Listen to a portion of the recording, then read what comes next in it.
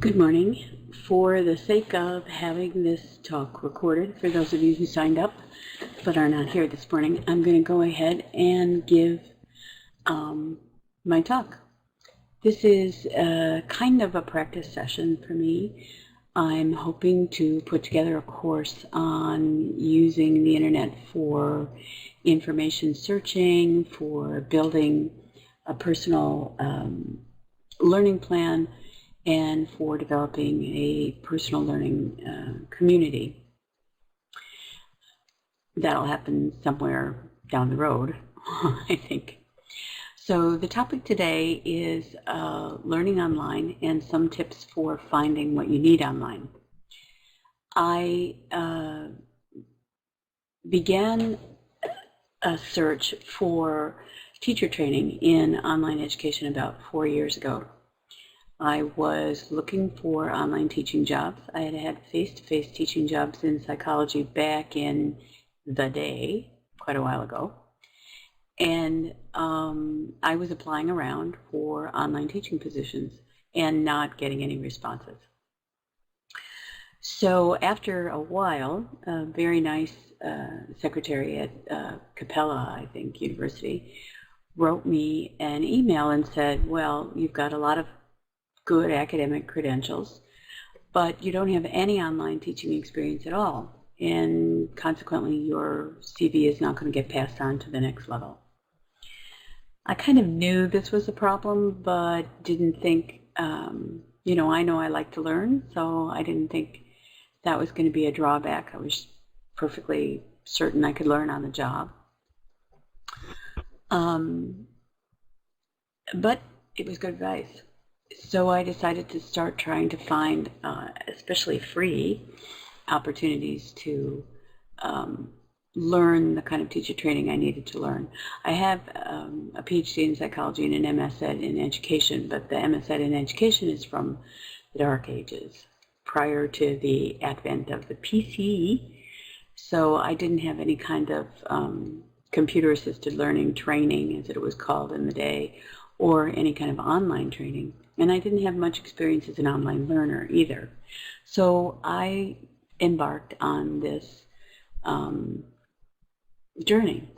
And what I want to do today is talk about some of the things that I've found out along the way that might help you in focusing your journey as well.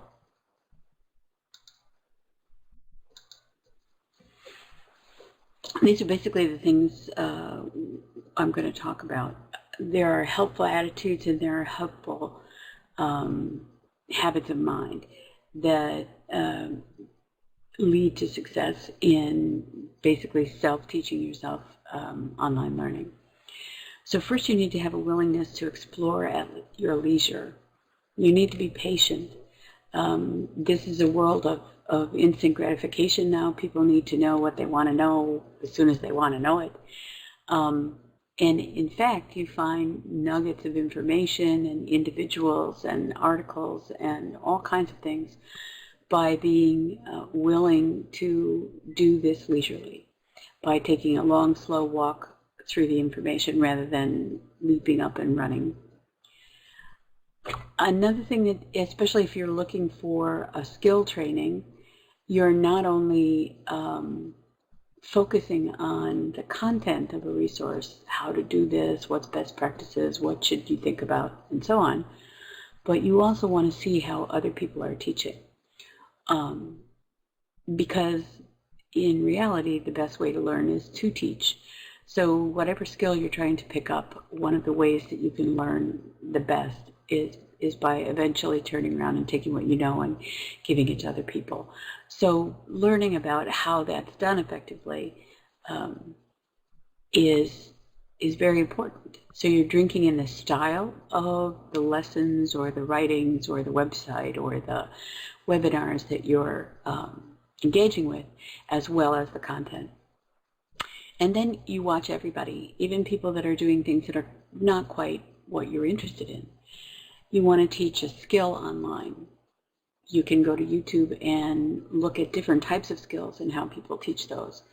You can go to WizIQ, we'll talk about that in a minute, and look at every single course that they've got on every single topic, even if it's not immediately relevant to you, because you're going to find styles again, and teacher tricks, and just techniques that you can use, things that you don't want to repeat, things that you do want to repeat. And then you have to have a willingness to be taught. And an awful lot of people, especially who get to be my age and have had a professional career in some aspect of teaching, presentation, professional activities, and so on, you get a chip on your shoulder. You know how you like to do things, and you get into a class with somebody who's doing it in a different way. If you focus on how they differ from you, how their style does not match up with what you think your style is, you're going to miss out on the things that they need to teach you. You can learn, just like in art, you can learn as much from an old master as you can from a primitive painting. In music, you can learn as much from an amateur who sits on his front porch with a banjo as you can from a great master. The thing is to be willing to be taught, to stick your tongue out the side of your mouth like when you were in grade school, and just buckle down and let the other person take you on a journey. I have seen an enormous amount of resistance and anger from faculty members, especially at the college level, who don't believe anyone can teach them anything because they know already how to do it, who certainly don't believe that people who are at different stages of teaching or in different stages of life or focusing on different skills or different topics can teach them anything. And they lose. You lose if you put too many blinders and blinkers and limitations on what you're doing ahead of time. Once you've had this experience of surfing around and finding out what you need to know and experiencing how other people do things, then you need to leap in and you need to try it out for yourself. You need to find something that you know and impart that in a way that is useful to other people. And then you need to continue that and expand how you learn and what you know by teaching. So you learn by teaching, you learn by facilitating, you learn by immersing yourself in groups of people with different levels of expertise. And then maybe not a helpful attitude, but something that a lot of us, especially in this economic world, and in some of the countries that we live in, some of the opportunities that we have, think free first. There's an enormous amount of education out there for free. Then think low cost. Some things are really worth it. And then think about what might be worth it to you that's a little bit more expensive. And I'll talk about that a little bit more as I go on.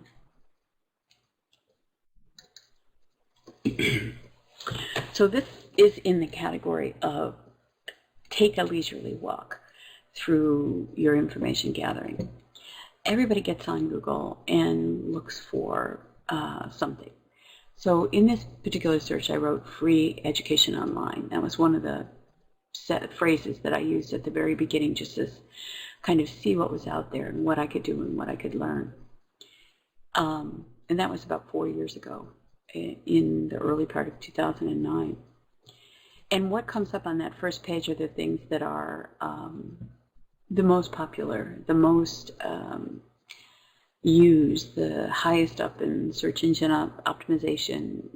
However, they've won the sweepstakes of Google's algorithm for prioritizing the materials that you see when you put in a search phrase, that they're on the front page. And that's what everybody that works on a website or has a product to sell or works for a school or whatever you're doing, you're trying to get to that page one of a Google search. And you'll notice what you've got here is Khan Academy, that wonderful resource of educational videos on virtually every topic you can imagine. MIT OpenCourseWare, which was a very sort of the first runner of some of the massive MOOC type, massive online open courseware that was out there. These guys at MIT were at the forefront of that part of the movement. It's got an open education database, 7 places where you can find online education. My favorite, of course, is Learn to Collaborate and get a free WizIQ Education Online Premium Teachers account, which is my mentor Nellie Deutsch's talk. So it gives you a whole variety of things that have bubbled to the top. But don't stop there. Don't stop on page 1. Don't stop on page 2. Don't stop on page 3. Don't stop on page 4. Just keep scrolling. Give yourself the time and the energy to be leisurely. So for instance, this is page 6 of a Google search. And you'll see that there's some new things here. We have PC Mag's article on 10 excellent free online education resources. You get YouTube videos, free lectures on Learners TV, Pinterest, Harvard Open Courses, and so on. If you just keep walking down the pages, slowly, slowly, slowly, give yourself an hour and a half to stick with this one search and just kind of explore what's out there. There's a lot of gold to be found in the later pages. And some really wonderful stuff is farther on, page 10, page 12. It's important to be leisurely. It's important to know that the world is enormous in terms of what's available. And if you give yourself the time and the freedom and take the patience, do it like a meditation sort of, and kind of slowly go through what's on offer as you move down those pages in a Google search, you're going to find a lot of things that will repay you for your time.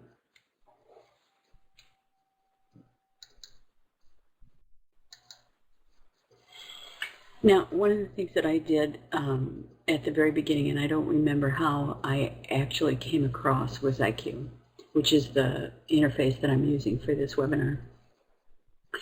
But I came across it. It was in beta stage, and you could get a free teacher's account and a free student's account. Initially, I got a free student's account. And I started out mainly taking the short courses that WizIQ puts on how to use the webinar system. And I took a lot of those. I got to enjoy a couple of teachers that I was always signing up for their courses and watching them in recordings and just kind of surfing around for best practices and how to put up a webinar. Then I started to sample just whatever was out there. I would click on free courses, free classes at that time, and just look at the list, leave it without any kind of filter, without any limitation in terms of the searching, but just take a look and see what was there. And I did it in English and Spanish because I have some facility in Spanish. So I was looking at it in 2 languages. I went to webinars on learning English online. I went to webinars on learning Spanish online. I went to webinars on how to do a PowerPoint. I went to webinars in biology and chemistry and graphics arts and education. Some of the webinars were brilliantly done. The speaker was engaging. The management of the classroom framework was really deft and well done, and the interaction in the chat box with attendees and all that. Brilliant, brilliant, just brilliant. And enjoyed getting to know people from all over Asia and Africa and Europe and different countries from my own in the chat, and learning that there are some really wonderful little tricks that you can do at the very beginning if you're doing a webinar to make the class feel connected. Have everybody say where they're from. Have everybody say what they can see outside their window. Get as many people as have headsets and audio and video to get on and be seen. Allow a back channel of chat that has nothing to do with the topic. People saying hello to each other and recognizing each other from other webinars and so on, being patient with that kind of back channel interaction. And people that just did a really good job. And then there were some big stinkers. There were people who didn't show up. There were people who showed up and you were on the front page of your webinar, and maybe there were another 10 or 15 people in the class with you, and suddenly the guy in front of the webcam disappeared and you didn't see him for 15 minutes. I left at least 3 classes for some species of that particular problem. One was really funny. The phone rang and the guy got up and went off camera to answer the phone, and we heard at least 8 minutes of a conversation between him and his girlfriend about what they were going to do that night, and then back he came and started the class, by which time there were about 3 of us left. You see animals leaping into the frame, you see children running through the frame, you hear wind coming through the window, there are all these kinds of unexpected things that happen that really are no fault of the speaker, and it just adds gives you some information about how you should set up the room that you're going to record in, and also helps you be patient with a just good enough type of delivery system, that you don't have to have BBC or CBS or Canadian Broadcasting level of production values to be doing something useful. So there's this huge value in watching a little bit of everything and seeing how people teach skills, how they teach not so complicated intellectual topics or academic topics, how they teach very practical matters. So you see a range of levels of teaching and a range of levels of ability, and also interactional skills. And then WizIQ also has conferences. Part of this came out of settling on Nellie Deutsch as one of the WizIQ experts that I most enjoyed watching. And I watched a lot of things that had to do with her Moodle for Teachers project. That I wasn't in those courses. I wasn't taking those courses. I was still sort of trying to find what would be cheap, what would be a great way for me to be able to teach online, to get some experience without having to spend money that I didn't have. And Connecting Online 2009 was a very important conference for me. Oh, Connecting Online 2010, 2011, 2012, 2013. Whenever it started, I don't remember. It could have been 2010, might have been the first one, but that was very interesting because Nellie would put together these conferences, and I recommend Connecting Online 2014 that'll take place next February. You would see lawyers who were doing training for their offices, you would see grade school teachers, you'd see vice principals who'd set up a particular kind of community repository of information using Moodle and so on. So there's an enormous amount of good information to be had for free on WizIQ, and I still, to this day, periodically will sit down on a Friday evening when nothing much else is happening and just look at what's on offer and take a look at what people are saying and how they're doing things and so on. You can learn an enormous amount by watching your peers and analyzing what you see, and WizIQ is a particularly fruitful place to do that. Okay, and then there are obvious places to start. You can start in YouTube. That's this guy over here. Let me get my pointer. This is YouTube here. You can go to Facebook and find online groups that are dedicated to the thing that you're interested in learning. You can go to Twitter and search on the general Twitter feed for individuals and organizations that are tweeting on an interest, have given themselves a tag that is part of what you're interested in, so that you sign up and get their tweets. Or you go to Scoop It or any other kind of social networking site that focuses on sharing resources, whether it's Digo or Reddit or anything, basically. On YouTube, I was also running into Nelly on YouTube, and I was running into a lot of training on Moodle on YouTube, and I began to get very excited about the open access and open education movement. But in reality, YouTube is like Google. It's an extremely interesting source. And it's a source that you don't want to limit yourself. You don't want to say, oh, I only want to see the stuff from this year. You can go back and see short things that were made for different colleges, student presentations and projects, formal lectures, conference feed. There's all kinds of things that you can find that will allow you to kind of start pulling out your own sense of what are some of the good practices that you feel comfortable in doing. Facebook obviously has lots and lots of special interest groups, and many of them are very useful. But Facebook is like Twitter and like Scoop It in the sense that you are gathering resources as you use it.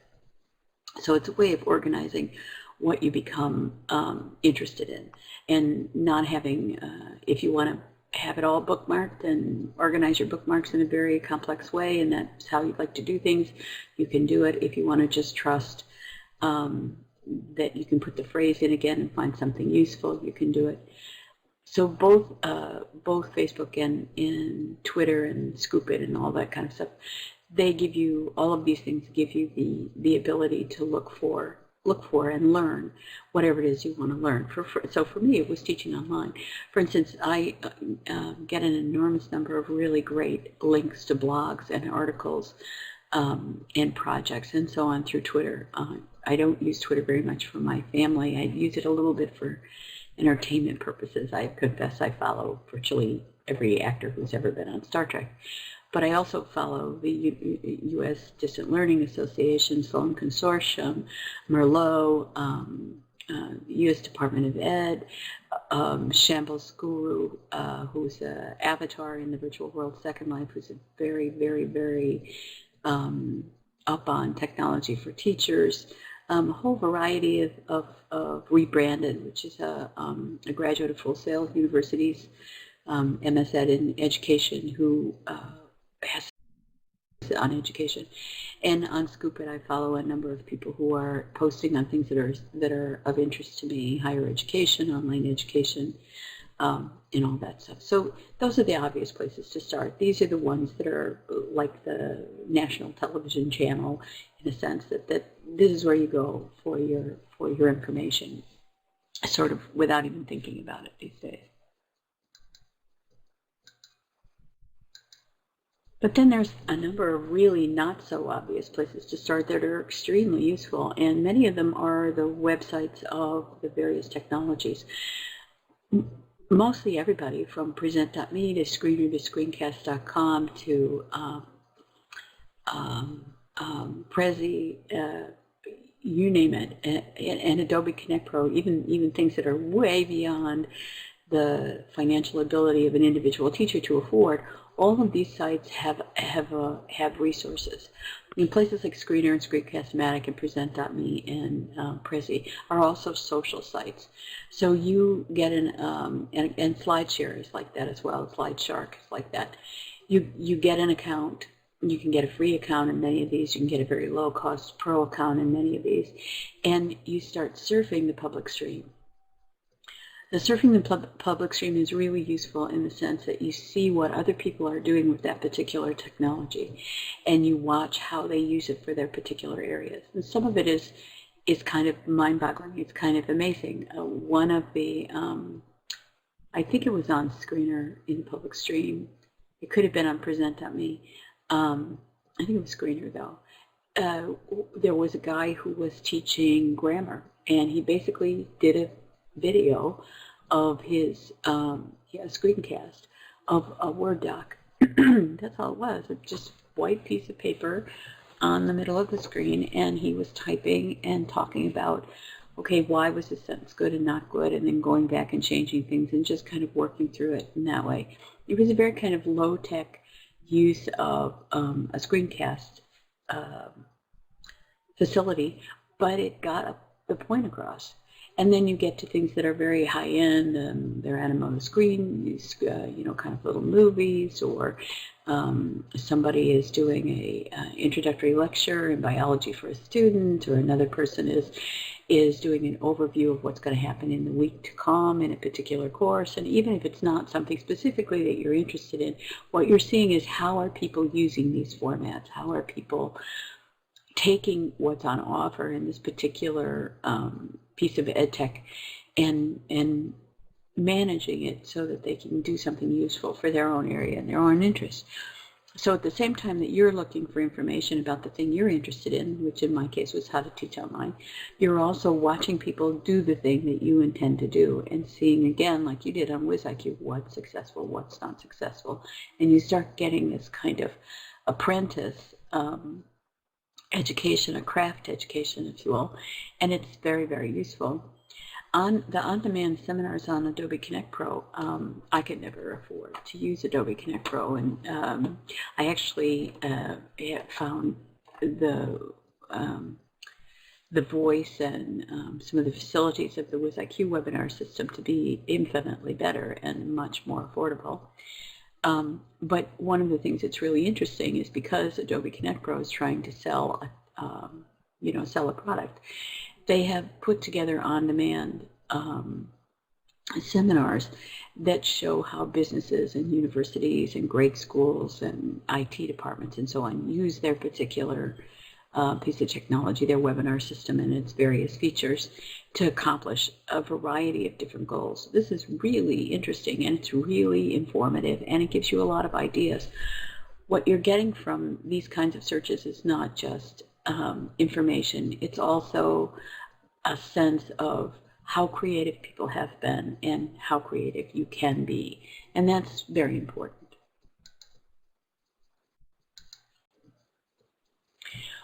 Once you've done a lot of this wandering around and tasting basically what is on offer in different sites, then you want to narrow your choices down to what's best for you. In my case, I became involved with integrating technology for active lifelong learning, which is Nellie Deutsch's teaching project.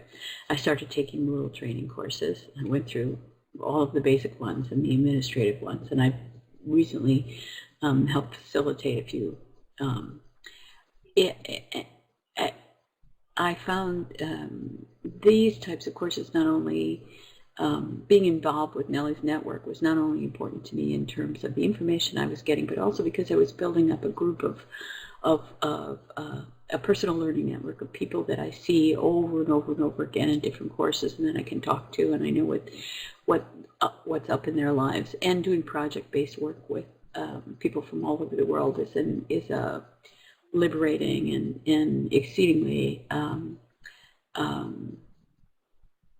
useful experience. I narrowed in on WizIQ on Nellie and a couple of other teachers and just started signing up for everything that she was doing and everything that others were doing, but that were more within my interest. So, for instance, Nellie teaches English as a second language.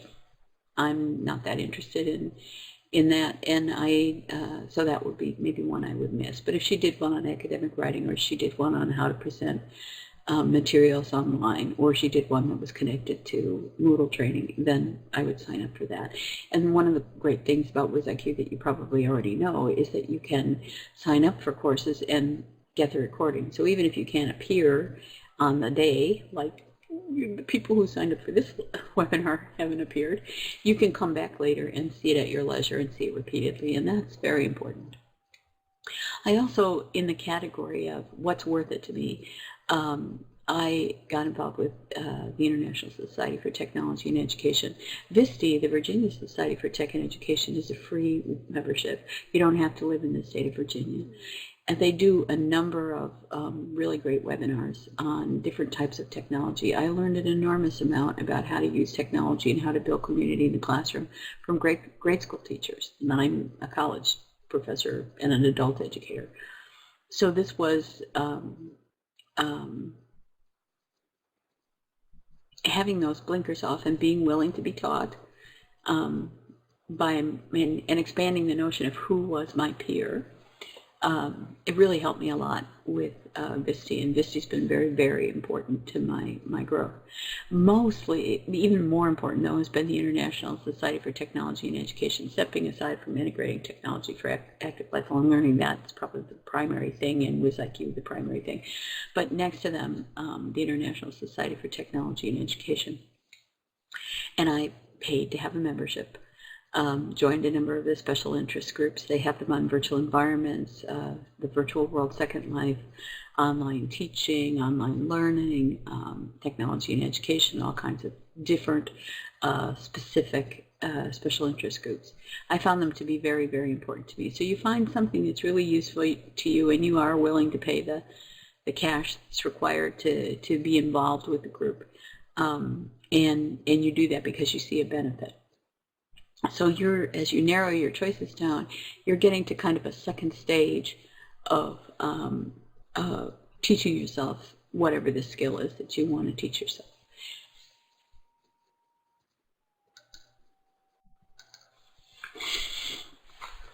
Now, in the category of letting yourself be taught, sometimes the thing that it seems like you're going to need to do is a little bit silly, and you don't want to do it. When I first got on to ISTE, ISTE had a grant from Eduverse, and I think that there was also a series that was funded by Hewlett-Packard, by HP. And I would be looking for these free lectures by educators all over the world about ways in which they were using technology, not just virtual environment, virtual world technology, but any kind of technology in their classrooms. And a significant number of them in that era were these Eduverse talks that took place in the virtual world, Second Life. Now, Second Life is also a very interesting, all the virtual worlds, now there's tons of them.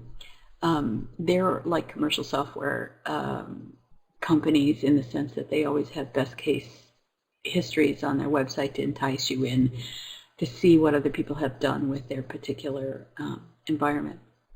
And Second Life is unique in the sense that it's a form of well, it's not so unique now, then it was more unique. It's a form of, it's serious gaming. The worlds live on servers around the world. You can have a free membership, you create an avatar, and you enter this essentially cartoon environment, depending on how good your graphic system on your computer is. And the unique thing about Second Life and the open sim worlds, and what sets them out from a regular packaged, commercially presented computer game, is that the content that you see is resident driven. That means that the people that have memberships are building, they're putting up an art display, they're making a museum to their favorite topic, they're learning how to make doors on buildings, and they're playing around with what they can wear, they're going to conferences and conventions and joining special interest groups and doing all kinds of things internationally, because even though you're kind of in your time frame, Americans tend to be on Second Life at a different time frame than people from Australia are, for instance, or people from Latvia or Ukraine or from Africa, etc. So even with those, and then your language group, many, many different language groups. And there's a little universal translator that you can carry around with you that can give you a kind of a semblance of what people are saying to you. But everything that you see and everything you walk through and all the events that you take part in have been put together by the residents that are there. At first, I didn't think this was such a great idea, and every time I would come, see an announcement for a talk, I'd think, oh, I want to see that person. I want to see that person talk about what they're doing at that school in Massachusetts. It sounds fascinating. And then I would click and discover, oh, it's in Second Life. So it took me about 3 or 4 months, even though I'm kind of a gamer. I mean, I'm not a big gamer, but I have played Civilization for years and used to play SimCity and so on. The idea of making an avatar and wandering around and just didn't appeal to me. Well, finally, I just got tired of missing out on what looked like some really amazing talks and wanting to be in that environment in real time. And I took the plunge and I created an avatar, and I took my little self into one of these auditoriums at the International Society for Tech and Education's island at that time, and stood up because I couldn't figure out how to sit down until somebody told me how to sit down, and heard a fantastic talk. And then I started to go repeatedly and pay attention to their schedules, put it in my Google Calendar so I didn't miss it. Found the Virginia Society for Tech and Ed, same thing. The Virtual World Education Roundtable, same thing. Real Life Education in Second Life, one of the groups. I just got involved in all these groups, and I had a Google Calendar full of, you know, kind of appointment TV, in a sense, appointment Second Life. And I started going to these things. Now this expanded not only my education, but it was also expanding my personal learning network, because I was meeting people actually in higher education or in my boat or in something similar from around the world, and beginning to make friendships and learn more about what they were doing and defining more what I needed to be doing. So then that next step is to let yourself take that first leap. So in I went, and I made an avatar, and this is this lady over here with this weird hair and the little brown suit. That was kind of the generic avatar at the time. And I went to a conference in my little brown suit and my little generic hair in the first couple of weeks that I was in Second Life, and heard some really great speakers. So she's being brave. This is actually my avatar. So I'd been in World probably about 4 months at that point. I got in June of 2009, and in September, October of 2009, I attended an SL Actions conference. Now these are expensive conferences, but it was one of those things that I felt was of value for me. And they're higher education people from all over the world talking about how they've utilized virtual environments to teach different concepts and to provide simulations for students. And it was a very exciting kind of a conference, and I really enjoyed attending it. And I attended several other conferences similarly. And then in this one, a bunch of all these avatars, remember, are grade school and high school and college teachers from all over the world. This guy right here is a science teacher in Arizona. And this guy is he's an IT guy in Connecticut. So there's people all over in here from Virginia and everywhere, and that's me again. So I got involved with the International Society for Technology and Education inside of Second Life. They're also in Joycadia, which is another grid, and they were in Reaction Grid for a while, another grid, another one of these virtual environments. They have members that are in Atlantis, which is another virtual environment, or in World of Warcraft. You'd be amazed at how many educators actually have made serious use of World of Warcraft. And I became a member, and I started going to the socials. They would have lectures every week or so, and then they would also have socials where you just came and you did something fun. You had a party, you had a picnic, you had a dance. This is a dance. And you got to know people. And when there was downtime, your avatar was sitting at a picnic table and you were discussing, so what's going on at your school, and how are you being impacted by the budget cuts, and what about your teacher training, and so on. So you can learn an enormous amount of stuff. And then I took the plunge even further, and I got very involved and became a docent, and started to volunteer with the ISTE social committee. Now, ISTE has kind of pulled back from Second Life because there's so many virtual worlds and virtual environments and different ways of teaching and so on that now the ISTE work inside of Second Life is in the hands of the Special Interest Group for Virtual Environments, SIGVI. So ISTE SIGVI now manages all these things. And now I'm part of the team that puts together the socials for ISTE SIGVI. Leaping in also meant that I was a resident and I needed to learn to build stuff. So this particular dance was a 1950s thing that I put together with a group of my friends, and I started to build things like this little you can't see it very well, but this little thing at the back here is like a backdrop for the dance floor. This is the dance floor, and this big ball up here is the repository of the animations for dancing. And that's what everybody's doing, and you can have pipe music through and so on. But this board in the back is a 1950s decoration with I found all these little album covers and that kind of stuff, and kind of pasted it all up on this big old board, and we had that as our backdrop. And so this is me, a later version of my avatar in my poodle skirt outfit, which I didn't make, I bought. And then this is another one of our conversations. That's me over there. This was a ISTE meeting where we were talking about a particular topic, and you can see that these are people from all over the world getting together. And there's immersive education is very interesting because there's a big sense of presence. You begin to identify with your avatar and identify with the person behind the avatar. And there's some wonderful benefits in terms of your own identity, and also in terms of being able to see people who are different and hear what they have to say and not be stopped by how different they might appear. I once went to a lecture by an IT guy for the Spanish Medical Association who was a centaur with flames coming out of his ears, and he gave a conventional talk about their activities in Second Life, and I heard it. It took a while to get past the centaur and the flames, but you hear it, and you find that has an impact on how tolerant you are of other people in real life as well. So anyway, you take that leap and you say, okay, well, I need this, and I want to learn this, and I'm going to just be as fearless as I was when I was a kid and do a bunch of silly things, and I'm going to get a benefit in terms of learning. So that's important.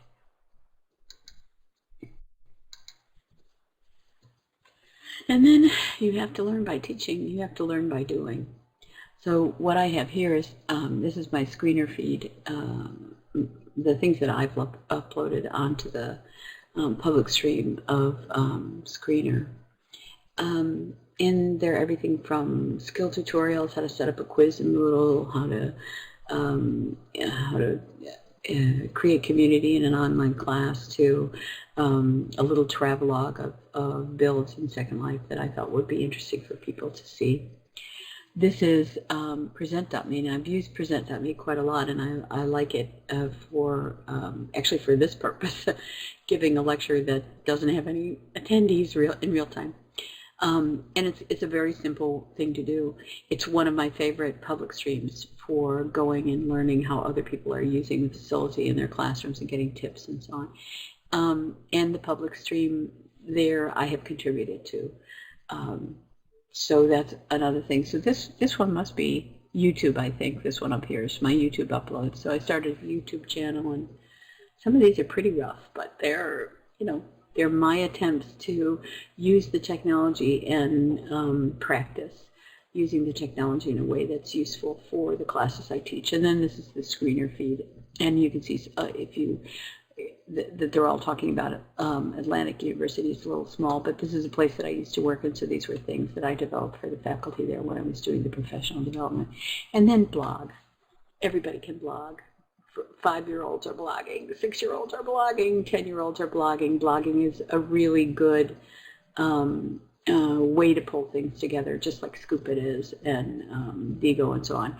You just learn something and you put it out there in case somebody else learns it. For instance, recently I've been interested, periodically in my life I get interested in weaving again. And I was out on YouTube a couple of nights ago looking for weaving, and I found a woman that I don't know if she has a shop or what, or she just has skills, but sitting in her living room showing people how to do these things. So just get in there and package what you know and put it out there, and it gives you more experience and it gives you more confidence to continue to do that. So the last thing I wanted to say was there are a number of sustaining habits in mind that can keep you on this search for learning and information and personal learning networks and community and so on. and they're useful. So one thing is that you want to admit that you have a passion that you can turn into a learning experience for someone else.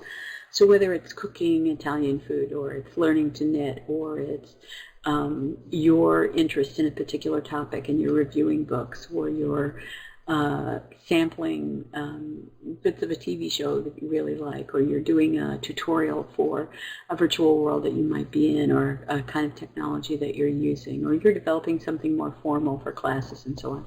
Just get in there, enjoy it, do it, and make it available for everybody else. Contribute to open education.